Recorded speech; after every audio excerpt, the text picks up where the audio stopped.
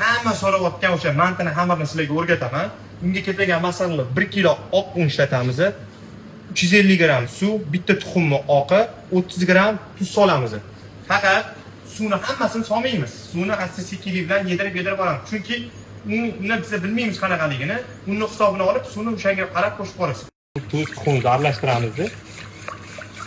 Aralashtiramiz. To'g'ri tushunasizlar, xamirni perchatkada qilib bo'lmaydi, odam baribir his qilish kerak.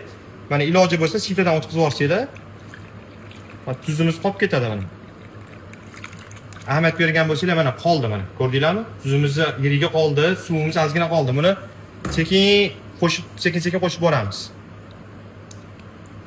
Xamirimizni ko'rdinglarmi? Suvimizni hammasini solmadik. Yaxshilab solgan suvimizni mana shu bilan yedirib boramiz. Yedirib bo'lganimizdan keyin qolgan suvlarni solib, sekin mushlaymiz. Qolgan xamirimizni yaxshilab ko'ryapsizlar, jam naqadar biriga yopishib ketmaydi, qo'limga ham darajada yopishgani yo'q. Pirojkalar xamiriga o'xshab yumshoq xamir bo'lmaydi. Mana olamiz. Paketga solib, yarim soat 40 minut xona harorat eng kami 27-28 gradusga qo'yib qo'yamiz. 40 minutga eng kami. Keyin mushlaymiz. 3 marta mushlaymiz. Qo'shimcha yana 100 gramm oddiy suv tortib oldim. Bu suvni nimaga tortib olganim sababi olamiz. Mushlangan xamirimizni ustiga bundoq surkaymiz. Surkaganimizdan keyin buni bundoq yopib ketdi yana. Mana shunaqa qilib 3 marta xamirimizni ishlaymiz.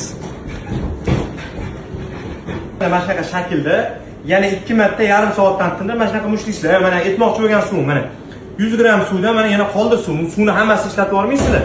Buni qo'lingizga asta-sekin surkab, sekin ishqalab, mushlab mana shunaqa konvert ko'rinishga keltirasizlar. Tayyor bo'lgan xamirimiz 3 marta mushlanib, mana shu shaklga kelishi kerak xamirimiz. Mana shunday shaklga olib kelasizlar. Buni joylab olasizlar.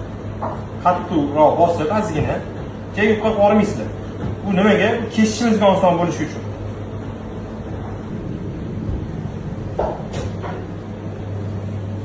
Yana xamirimizni dumaloq shaklga keltirib olamiz. Xamirimizni aytganimdek mana uzi jarayoni